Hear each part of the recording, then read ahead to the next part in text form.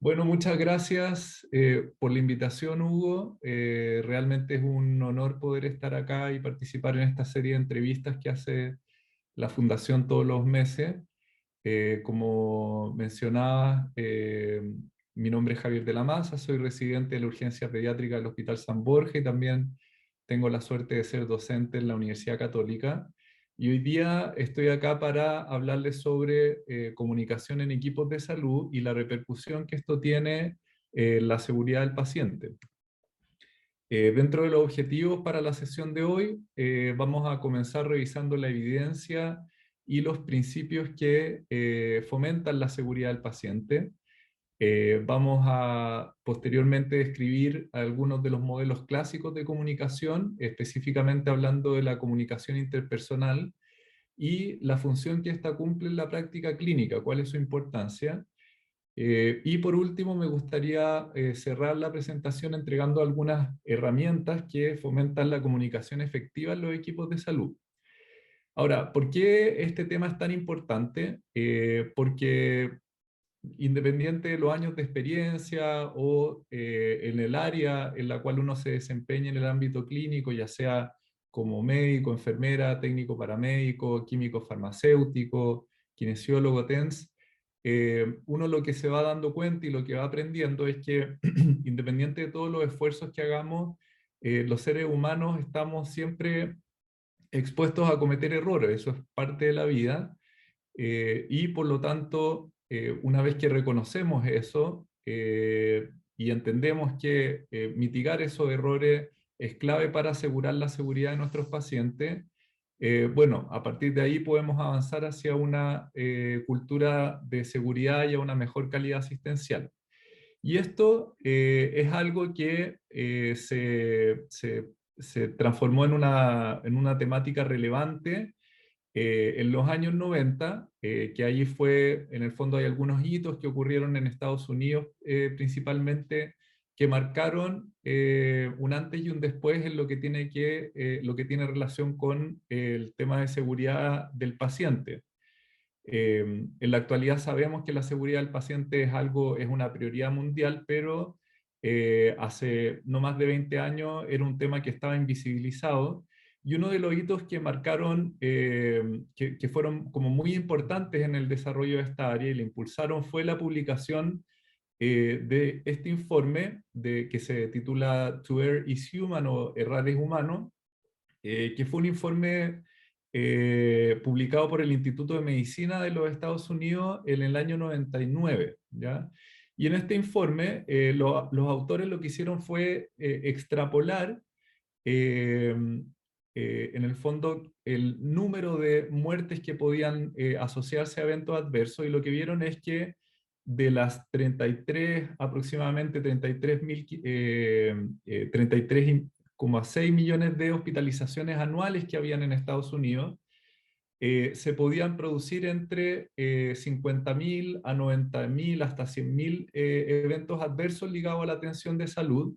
Y esto se vio que tenía un costo asociado de entre 17 a 28 billones de dólares al año. Entonces, a partir de ahí es que estos investigadores posicionaron esta problemática dentro de la opinión pública y de los círculos de expertos.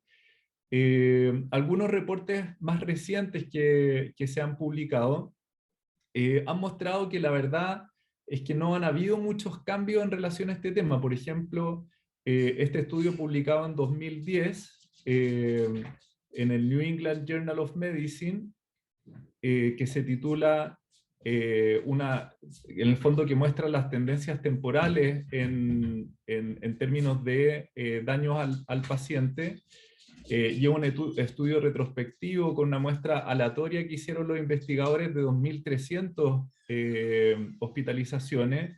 Lo que vieron es que en estos 10 hospitales que se estudiaron, la verdad es que a lo largo del tiempo hubo una reducción solo del 1% de errores en el lapso de tiempo que ellos revisaron, que era entre el 2002 y el 2007. Y posteriormente otro artículo que quería compartir con ustedes, que fue publicado en el 2016, que también estudia este tema de los errores médicos, realizado por investigadores de la Universidad Johns Hopkins. Ellos vieron que la verdad es que al parecer está subestimado la magnitud de este problema, y lo que plantean en el fondo en este estudio, en el cual revisaron el análisis de los casos y el impacto que esto tiene, planteando que el error médico podría representar la tercera causa de muerte en Estados Unidos después de las enfermedades cardiovasculares y el cáncer. Entonces, desde ahí ya vamos viendo que esto es una problemática importante, justamente el tema que aborda la Fundación para la Seguridad del Paciente, y como vamos a ver más adelante, esto tiene también una relación directa con el tema de comunicación, que es lo que vamos a revisar hoy en día. Revisando datos de seguridad del paciente en Chile, la verdad es que lamentablemente no tenemos tantos estudios que nos permitan cuantificar cuál es la magnitud de esta problemática a nivel nacional, pero dentro de la evidencia que puedo encontrar para la presentación de hoy, tenemos un estudio de la incidencia de eventos adversos que se publicó en el Hospital Padre Hurtado, en el cual se realizó un estudio de cohorte retrospectivo que miraba la incidencia global de eventos adversos y concluía que esta estaba en alrededor del 6,3%, y de esos eventos adversos se veía que un 25% de los eventos graves generaron algún grado de incapacidad en los pacientes. Otro estudio que también se publicó en una clínica en el 2014 mostraba que la incidencia de eventos adversos está alrededor del 6,2%, con un 9% de eventos graves que generaron incapacidad. A pesar de que estos estudios son un aporte, igual creo que estamos al debe a nivel nacional en términos de generar más evidencia que nos permita hacer un diagnóstico más certero de esta problemática, ¿ya?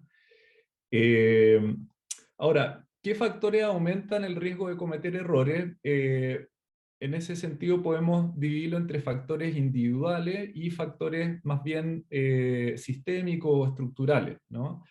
Dentro de los factores individuales tenemos algunas características del profesional, están las características del paciente, y también ciertas características del mismo equipo de salud.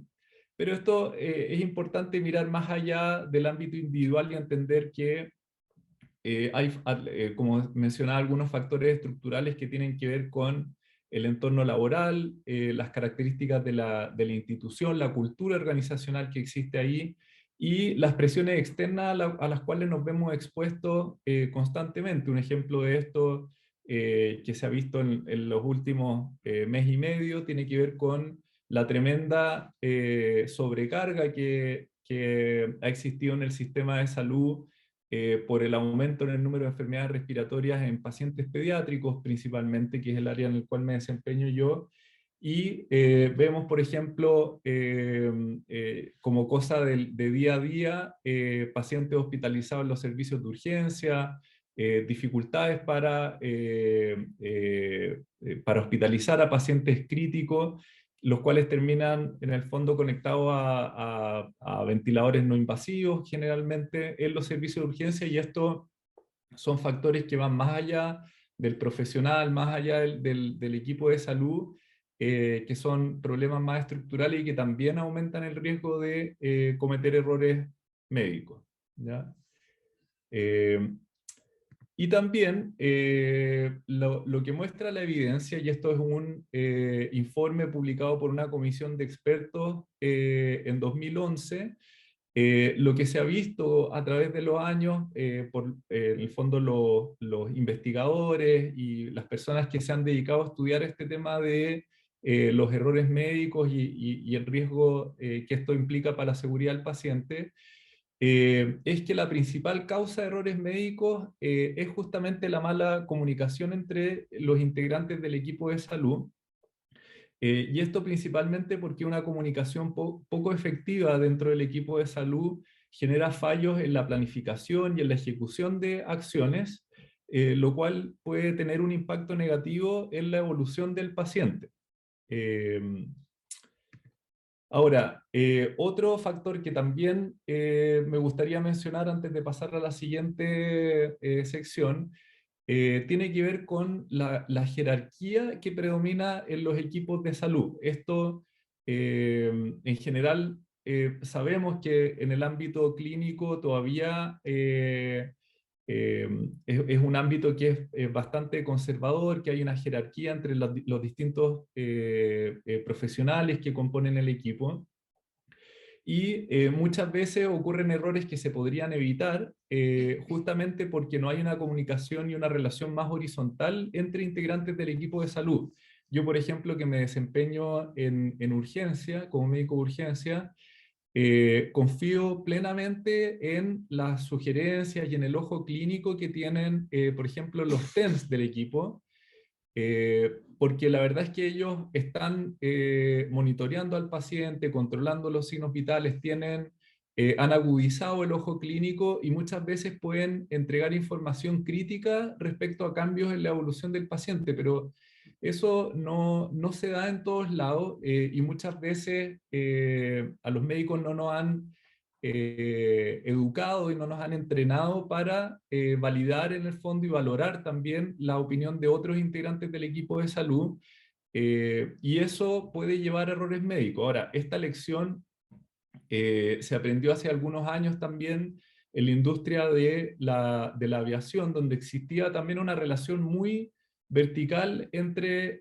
los integrantes del equipo, principalmente entre el piloto y el copiloto. Y hay un caso icónico de un accidente aéreo que ocurrió en el año 89, en el cual el copiloto le advirtió al piloto de que había un problema con las alas del avión, producto de las bajas temperaturas, y a pesar de las repetidas advertencias que se hizo en esa oportunidad, el piloto hizo caso omiso y terminó en el fondo estrellándose en un río cercano a la ciudad de Washington. Posterior a ese accidente se realizaron una serie de investigaciones, se concluyó cuál era la problemática y la verdad es que desde entonces la industria de la aviación ha tomado esas lecciones y ha avanzado mucho en fomentar una relación menos jerárquica entre los tripulantes de los vuelos. Ahora, pasando a la siguiente sección de la presentación, me gustaría describir los modelos clásicos de comunicación, hablar de comunicación interpersonal y la función que ésta tiene en la práctica clínica.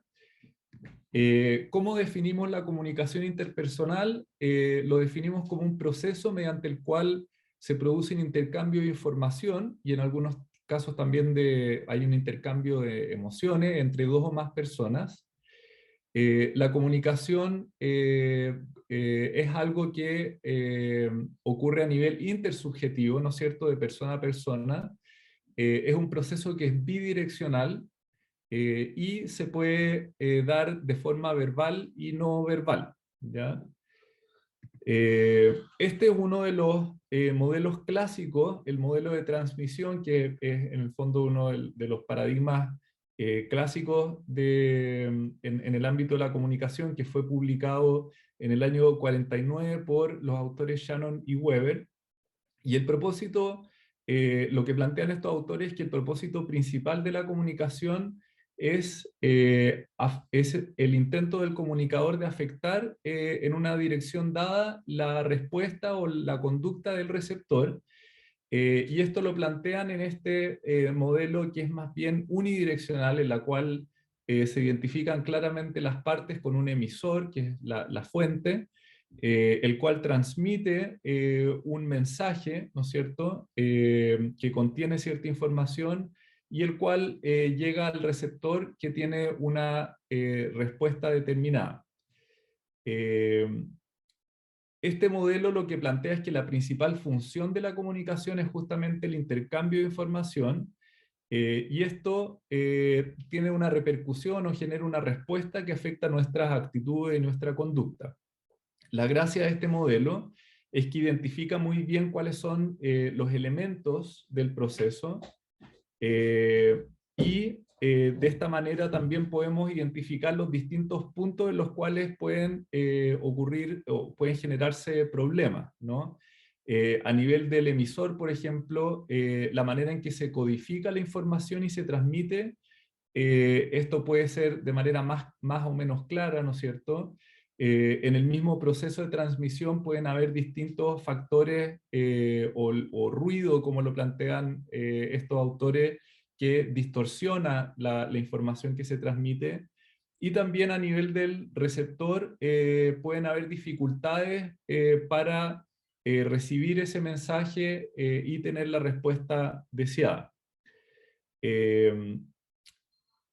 Ahora, otro elemento que les mencionaba recién respecto a este modelo tiene que ver con la direccionalidad en la cual se transmite la información. Y en este paradigma clásico vemos que en general esto se da o se plantea más bien de manera unidireccional, o sea, el emisor o la fuente transmite esta información para generar una respuesta en el receptor.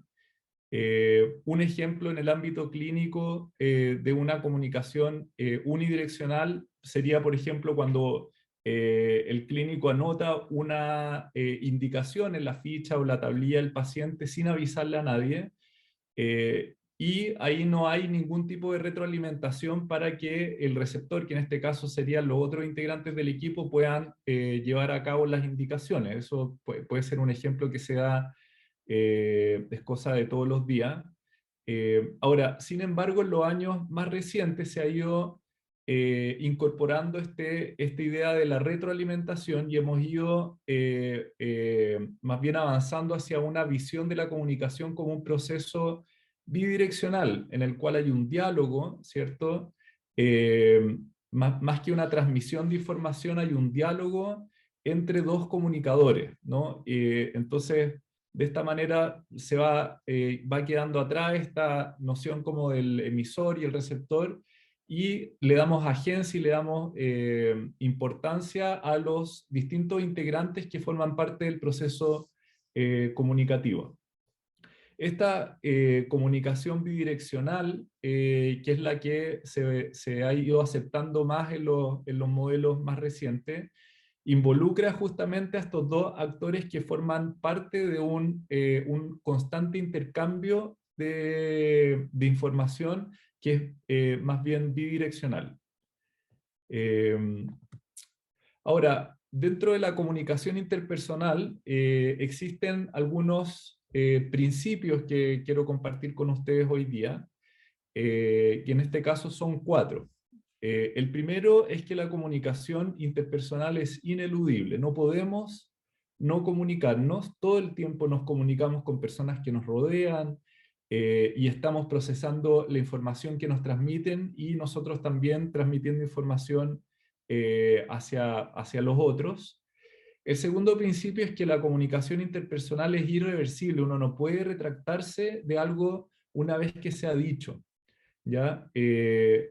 Una vez que la palabra sale de tu boca, es muy difícil volver atrás, y por más que uno se disculpe o se corrija, eso ya genera una respuesta en la contraparte. El otro principio de la comunicación interpersonal es que es un proceso bastante complejo. Y esto también tiene que ver con el hecho de que no intercambiamos solamente información o ideas, sino que intercambiamos símbolos que son codificados y que en sí esto representan ideas. En otras palabras, las palabras, valga la redundancia, las palabras en sí no tienen un significado por sí solas, sino que más bien adquieren un significado de acuerdo a la manera en que nos expresamos y cómo la interpretan los otros. Y esto hace que el proceso sea tremendamente complejo. Y el cuarto principio de la comunicación interpersonal es que esto no ocurre en un vacío, sino que más bien se da en un contexto dado, en el cual hay factores psicológicos, factores relacionales, ambientales y culturales que afectan la comunicación y afectan el significado que ésta adquiere. Ahora, aplicando esta idea, llevándolo al ámbito clínico, ¿por qué es importante la comunicación en la práctica clínica? Eh, bueno, en general, al menos la manera en que yo lo veo es que la información que se intercambia mediante este proceso es un recurso indispensable en la labor que hacemos para todos los que trabajamos en salud. Eh, una manera de pensar o de entender esto es que el intercambio de información que está presente es algo que está presente en todos los procesos de salud, desde el encuentro entre el paciente y el profesional, y ahí hay información que se obtiene a través de la anamnesis o de la historia clínica, hay información que sacamos o que podemos obtener de los exámenes de laboratorio que le solicitamos al paciente.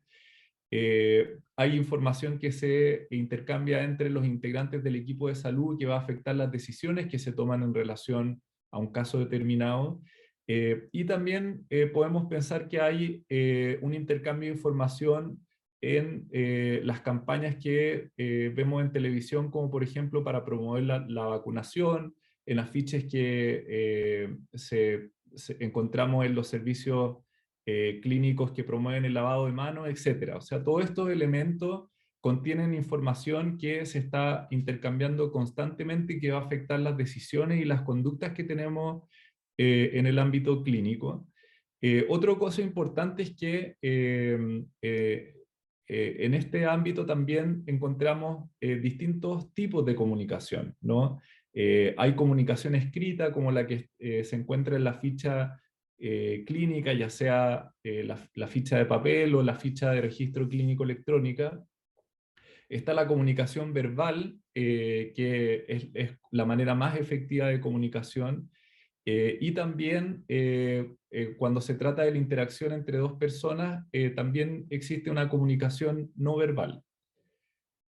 Eh, entonces, prácticamente todo lo que hacemos se basa en recibir y entregar información, y esto va a tener un impacto en términos de las decisiones que tomamos en el ámbito asistencial.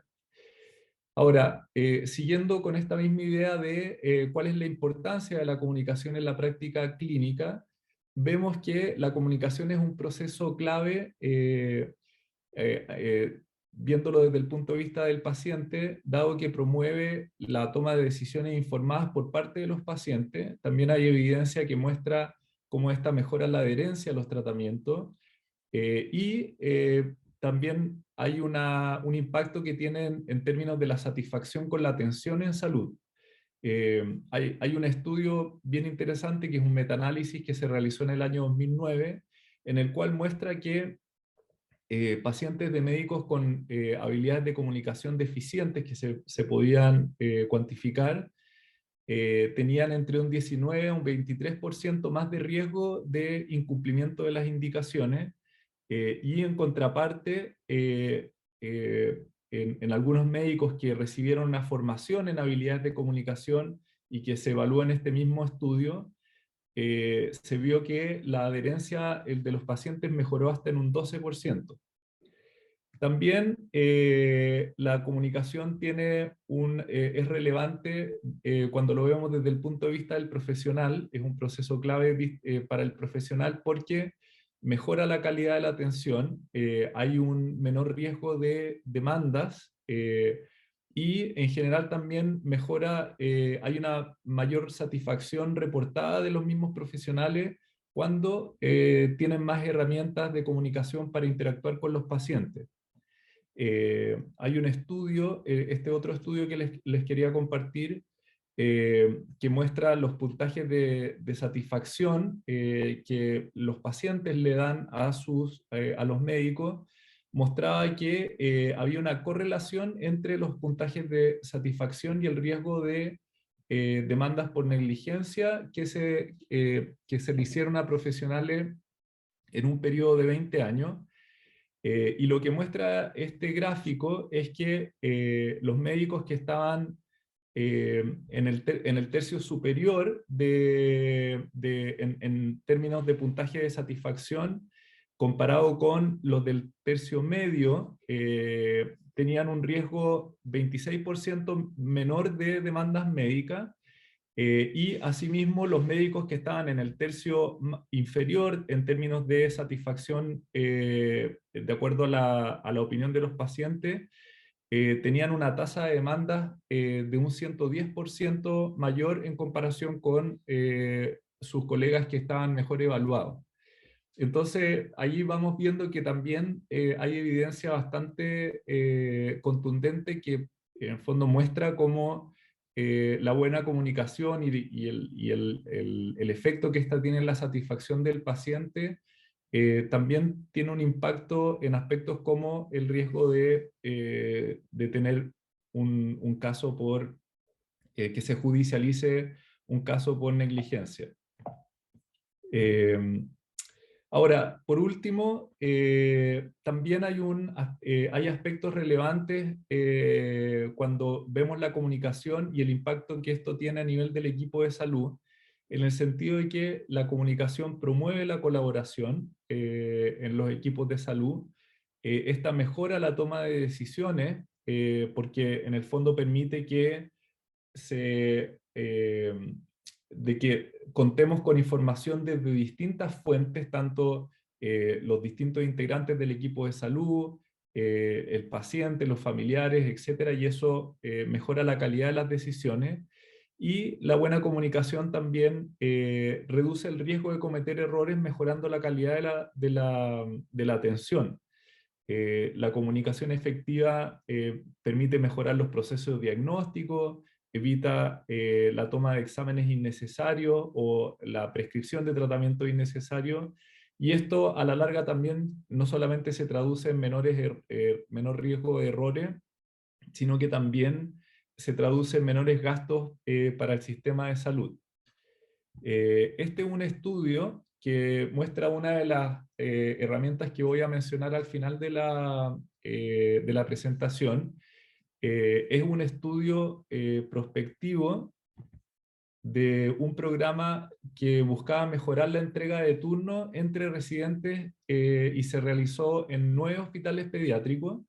Lo que hicieron los investigadores que desarrollaron una herramienta estandarizada para la entrega de turnos que se llama ePASS, y junto con eso hicieron una capacitación a los equipos de salud de estos 9 hospitales pediátricos, o al menos los hospitales en los cuales se realizó la intervención, ¿no es cierto?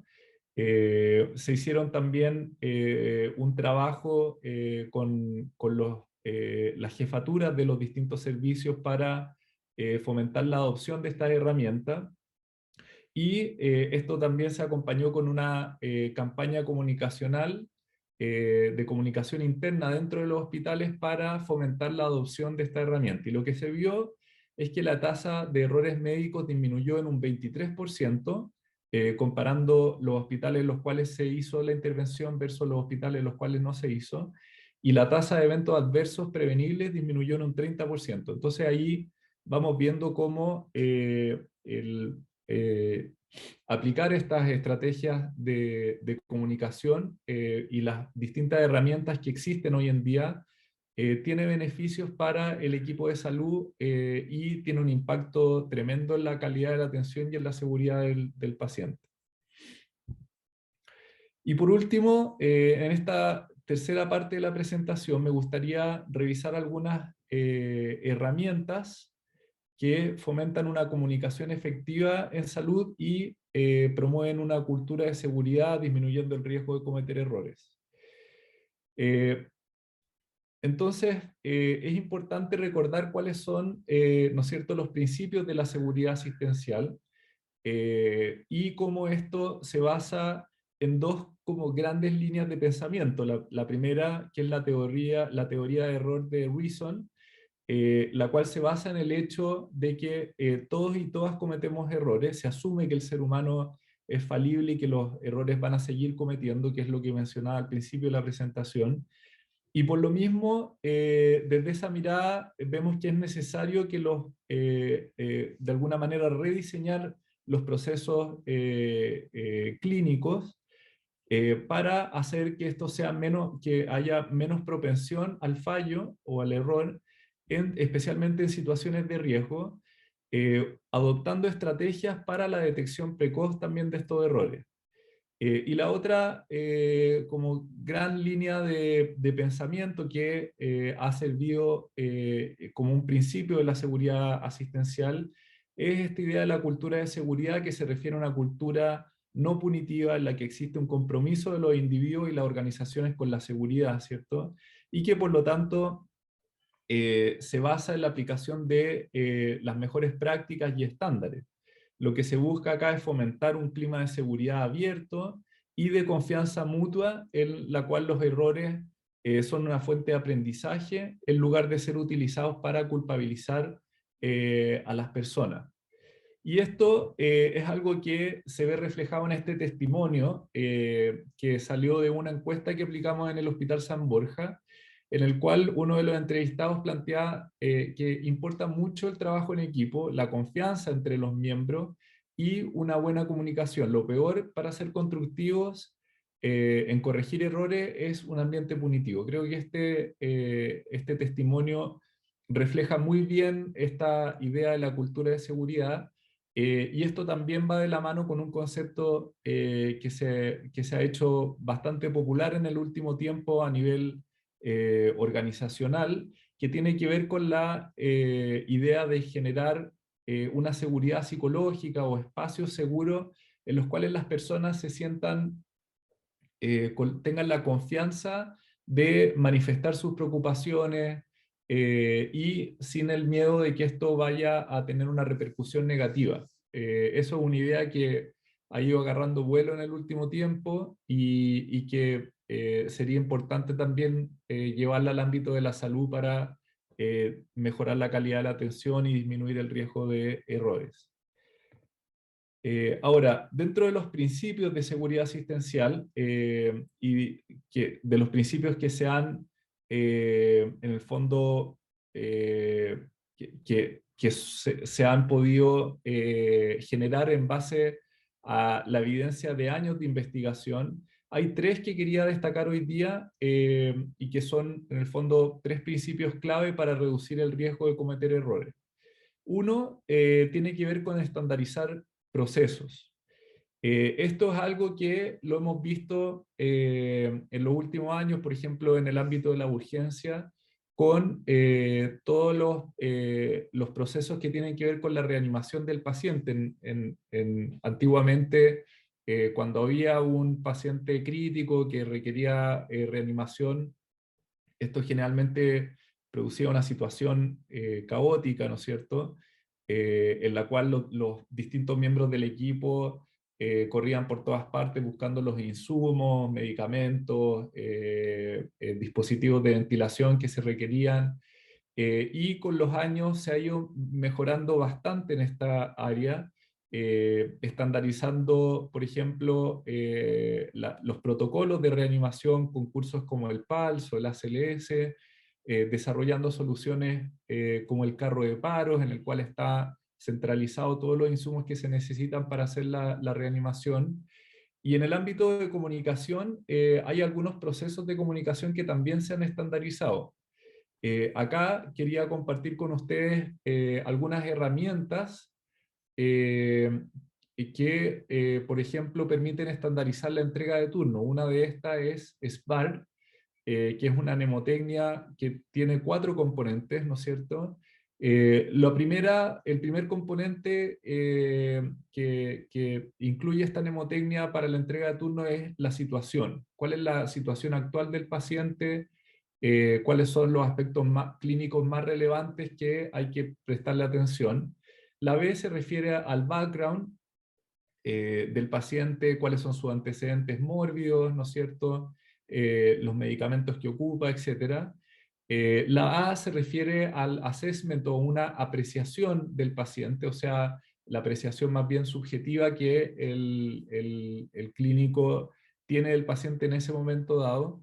y la R se refiere a una recomendación respecto al manejo que hay que hacer dentro de las próximas horas o el próximo turno. Entonces, con estos cuatro componentes clave, uno puede transmitir información tremendamente relevante de manera resumida y que es crítica para las decisiones que tiene que tomar el equipo entrante que se van a hacer cargo del cuidado de ese paciente. Esa es una de las herramientas más utilizadas para la entrega de turno. Acá hay otra herramienta que es un poco más nueva, que también es una herramienta para la entrega de turno estandarizada, que se llama IPAS. También está compuesta de una sigla, una mnemotecnia, con 5 elementos claves que se quiere transmitir al momento de la entrega sobre el paciente.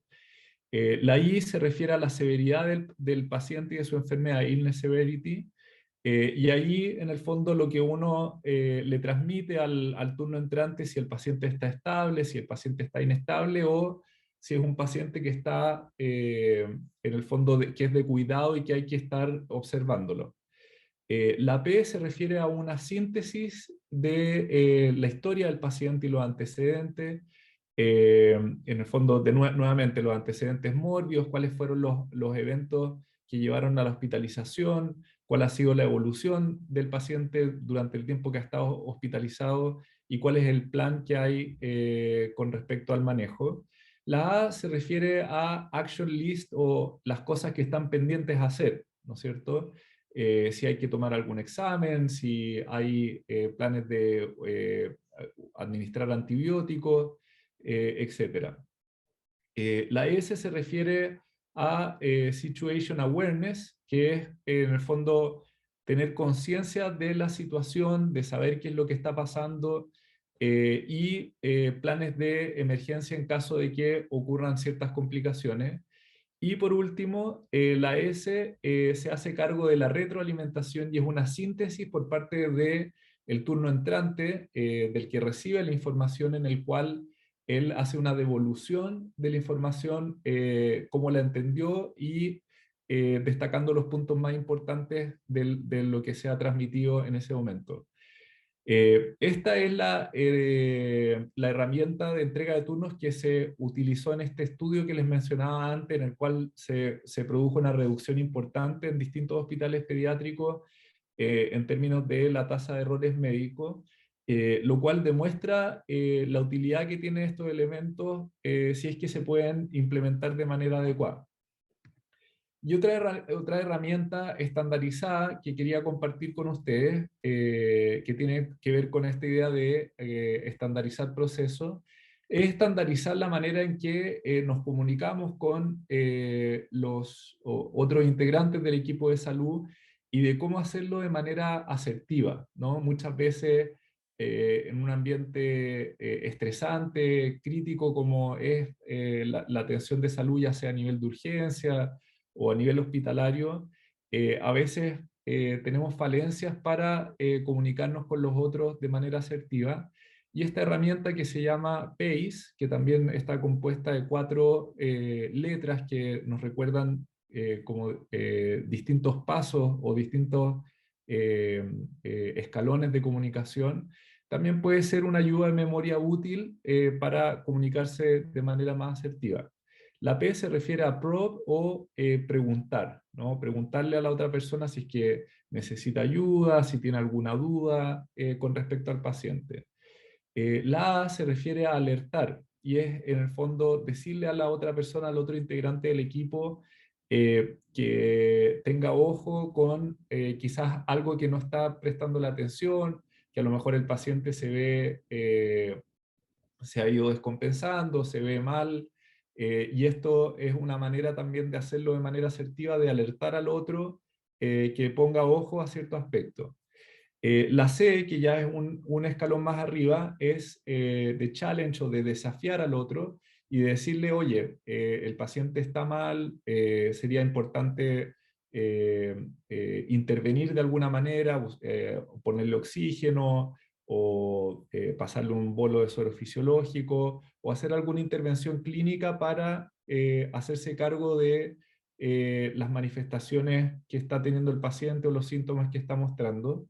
Y el último escalón es la E, que ya es en el caso de una emergencia en el cual el otro integrante del equipo de salud que está observando la situación considera que tiene que tomar control de esta para evitar que ocurra un desenlace más complejo. Con estas tres herramientas que les compartí hoy día, tanto de asertividad como las dos anteriores de entrega de turno estandarizada, podemos fomentar una cultura de seguridad y mejorar la comunicación entre los integrantes del equipo de salud. El segundo principio tiene que ver con crear chequeos independientes. Un ejemplo de esto, como de la vida cotidiana, es el uso de los cinturones de seguridad. Hace 20, 25 años, la verdad es que eh, el uso de cinturones de seguridad no era algo tan común como es ahora. A pesar de toda la evidencia que mostraba cómo se reducía la mortalidad y la morbilidad asociada a un accidente de tránsito. Y lo que ocurrió es que las empresas que fabrican los automóviles crearon sistemas de chequeo independiente que es, por ejemplo, la alarma que suena cuando no nos ponemos el cinturón. Eso es un chequeo independiente que va más allá de lo que quiera o no quiera hacer la persona y en el fondo incentiva el uso del cinturón de seguridad porque de lo contrario la alarma sigue sonando. En el ámbito de salud, un ejemplo de esto pueden ser las checklists. Acá hay un checklist que desarrolló la Organización Mundial de la Salud junto con un grupo de investigadores de la Universidad de Harvard, que estaba específicamente diseñada para la seguridad en procedimientos quirúrgicos. Y ahí podemos ver que hay un checklist con elementos críticos antes de inducir la anestesia al paciente, hay un checklist de elementos críticos que hay que revisar antes de hacer la primera incisión del paciente, y hay un checklist antes de que el paciente salga del pabellón. Esta estrategia, con un checklist que es simple, costo efectiva, se implementó en 9 hospitales en distintos países y lo que vieron al evaluar los resultados después de algunos meses de aplicar esta herramienta fue que el número de complicaciones se redujo en un 35% asociada a intervenciones quirúrgicas y la mortalidad asociada a cirugías se redujo en un 47%. O sea, un impacto enorme con esta idea de crear chequeos independientes de las personas. Y el tercer principio que quería compartir con ustedes es esta idea de aprender de nuestros errores, ¿no? Este quizás es el más importante, dado que en salud estamos entrenados para recuperarnos de situaciones difíciles, pero eso no siempre se acompaña de un proceso de aprendizaje que contribuye a reducir el riesgo de errores que pueden surgir a futuro. En nuestro medio muchas veces ocurren eventos adversos que se podrían haber evitado y en vez de tomar eso como una oportunidad para mejorar, nos quedamos con la idea de que así son las cosas en el sistema público, por ejemplo, y que no hay nada que podamos hacer para remediarlo. Pero la verdad es que hay estrategias simples que uno puede usar para justamente aprender de nuestros errores. Una de estas es la estrategia de debriefing, en la cual ante un evento adverso o un error, lo que se hace es reunir a los integrantes del equipo de salud por unos pocos minutos y se centra en estas 4 preguntas. Todos los integrantes en conjunto tienen que definir qué es lo que pasó. Posteriormente hay que definir por qué ocurrió ese evento. Luego se pasa a una discusión de cómo podemos evitar que esto ocurra a futuro. Y finalmente, la pregunta es cómo podemos saber si las medidas adoptadas han sido efectivas. Con esas 4 preguntas clave, en un proceso que puede tomar entre 10 y 15 minutos, los equipos de salud pueden aprender justamente de sus errores y evitar exponer a riesgo innecesario a sus pacientes a futuro. Y bueno, por último quería compartir con ustedes una iniciativa que estamos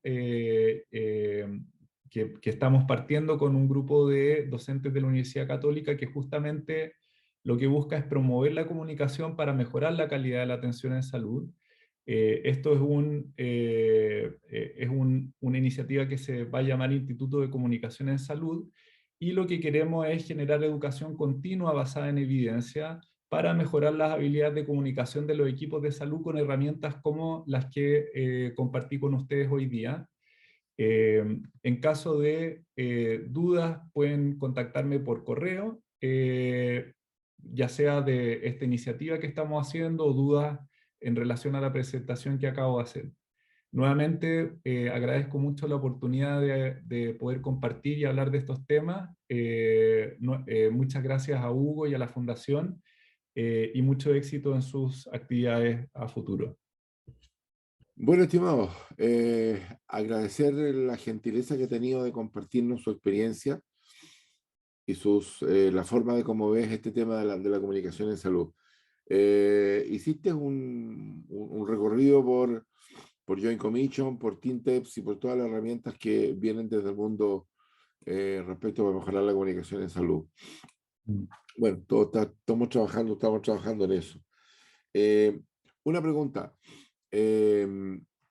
Claramente la medicina hasta aquí siempre ha sido en la medicina siempre hemos tenido una comunicación vertical. Siempre ha sido una comunicación vertical. Sobre todo en el estamento médico, siempre hay una comunicación muy vertical. Entonces, la pregunta que me nace es, ¿los otros están preparados para la comunicación horizontal? ¿Está preparado el equipo de salud para tener una comunicación horizontal? Mira, yo creo que esa realidad responde a una cultura jerárquica, ¿no es cierto?, que es la que estaban acostumbrados las generaciones anteriores. Yo lo que veo en las generaciones más jóvenes especialmente es que hay mayor reconocimiento al valor que tiene la opinión y la experticia de todos los integrantes del equipo de salud, y una apertura a tener una comunicación más horizontal. Estos son cambios culturales que toman tiempo, ¿no? Y ahí, a medida quizás que se vaya dando un recambio generacional, vamos a ir viendo mejoras en este sentido. Eh, yo creo que ese es al menos la apreciación que tengo yo. También tiene que ver con, creo que esto también tiene harto que ver con el ejemplo que dan las jefaturas, los liderazgos, ¿no? Porque si la jefatura de un servicio clínico, de un CEFAM o de un centro de salud, modela y muestra mayor apertura y una comunicación más horizontal y un trato más horizontal con los integrantes del equipo, con todos los funcionarios, eso finalmente da un mensaje al resto del equipo, que fomenta una comunicación distinta, más abierta, más colaborativa. Por el contrario, si es que la jefatura mantiene esta actitud como más vertical, es muy difícil fomentar una cultura de seguridad en la cual la opinión de todos los integrantes sea valorada. Tiene uno de los grandes próceres de la comunicación, o por lo menos desde que lo empecé a conocer, es Humberto Maturana. No sé si... Y el profe Maturana siempre hablaba de esta cosa del concepto del amor, que significa dejar aparecer al otro en todo su esplendor, y que obviamente tiene que ver con el respeto que uno siente por el otro en realidad. ¿Estamos hablando de eso? ¿Estamos hablando de respeto? ¿Estamos hablando de esas cosas cuando intentamos hacer una comunicación diferente? ¿Es esa la base? Yo creo que hay una base de respeto en términos de validar y valorar, ¿no es cierto?, la opinión del Del otro. otro. Yo creo que también tiene que haber una base de humildad. porque de alguna manera cuando, como hablaba al principio de la presentación, es una realidad de que todos estamos expuestos a cometer errores. eh, y en el momento en el cual tenemos la humildad para reconocer nuestras propias falencias y esta realidad de que todos podemos cometer errores, nos abrimos salimos un poco de ese paradigma individualista de la competencia de la persona en sí y pasamos a una idea de una competencia más bien colectiva, una competencia que está constituida por las habilidades, los conocimientos, la experiencia de todos los integrantes del equipo de salud. Pero para eso tiene que partir también por un reconocimiento de las limitaciones que tiene uno. De mis limitaciones, exactamente. Sí. Bueno, maestro, ha pasado ya una hora. Le agradezco enormemente tu gentileza por habernos entregado y abrirnos a este mundo de la comunicación en salud.